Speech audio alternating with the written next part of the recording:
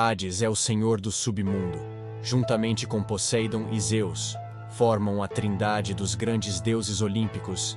Na Roma antiga, o deus é conhecido pelo nome de Plutão, e seu nome romano refere-se à riqueza do deus, pois o senhor do mundo inferior também detém toda a riqueza que se encontra debaixo da terra, como ouro, prata e pedras preciosas, tornando Hades o mais rico dos deuses.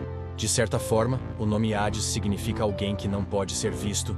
Quando o deus lutava ao lado dos outros deuses olímpicos na batalha contra os titãs, foi presenteado pelos ciclopes com o elmo da invisibilidade. Esse artefato concede ao seu portador o poder da invisibilidade. E Hades usou o elmo para se infiltrar nas linhas inimigas e atacar sorrateiramente o exército dos titãs.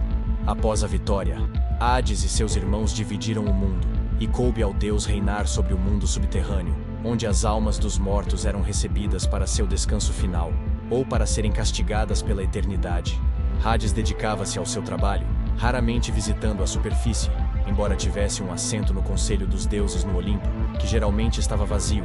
Em uma rara visita ao mundo dos mortais, Hades sequestrou Perséfone, filha de Deméter, com sua carruagem puxada por cavalos negros poderosos, levando-a para seu palácio subterrâneo. A jovem deusa era filha de Deméter, a deusa das colheitas e da fertilidade do solo. Hades deu sementes de romã à sua amada, e ao aceitar Perséfone, gerou um vínculo inseparável com seu novo marido. Mas Deméter não conseguiu superar a perda da filha, e ameaçou deixar a terra infértil e congelada para sempre. Sob tal ameaça, Hades concordou em dividir a custódia de sua filha Perséfone. Parte do ano ela permaneceu com o marido, e a outra parte voltou para a companhia de sua mãe. Este mito explica a origem das estações, porque enquanto Perséfone estava com o marido, a deusa Deméter negligenciou suas tarefas, e começou o outono e o inverno. Quando mãe e filha se reencontraram, as flores voltaram a brotar, indicando a chegada da primavera. Perséfone se tornaria a rainha do submundo, e junto com o marido, o casal governaria os mortos. Hades contava com a ajuda de diversas divindades para governar o submundo, incluindo os 3 juízes infernais, Minos, Eaco e Radamanto, que julgavam as almas recém-chegadas. As fúrias auxiliavam na aplicação do castigo aos criminosos, entre outras divindades. Raramente interferindo nos assuntos dos homens ou do Olimpo, foi quando o rei Sísifo de Corinto, ele enganou a morte com seus truques.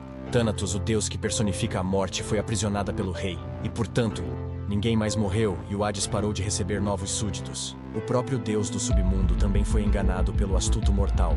Apesar de toda sua inteligência, Sísifo não pôde enganar os deuses para sempre, e por seus crimes ele foi condenado a um terrível castigo no Tártaro que duraria toda a eternidade. Hades também dirigiu-se ao Olimpo quando ferido por Hércules, em busca de néctar e ambrosia para curar sua ferida. Nas representações artísticas, Hades é comumente retratado com uma expressão séria, segurando seu tridente e acompanhado por Cérbero, o cão infernal que defende a entrada do reino subterrâneo. Embora frequentemente representado como vilão em filmes como Fúria de Titãs e a animação Hércules da Disney, Hades não é uma figura maligna. Ele teve momentos benevolentes, como permitir que Orfeu retornasse ao mundo dos vivos com sua amada Eurídice. No entanto, Hades foi implacável com aqueles que cometeram pecados graves, enviando-os ao Tártaro para sofrer tormentos eternos. Hades não é conhecido por suas infidelidades, como Zeus e Poseidon, mas também não é nenhum santo, envolvendo-se até mesmo com algumas ninfas, sendo a mais famosa, Menta. O deus teve poucos descendentes, sendo Macária, a deusa da boa morte, a mais conhecida. O fascínio e o medo que Hades desperta fazem dele um dos deuses mais interessantes para os amantes da mitologia.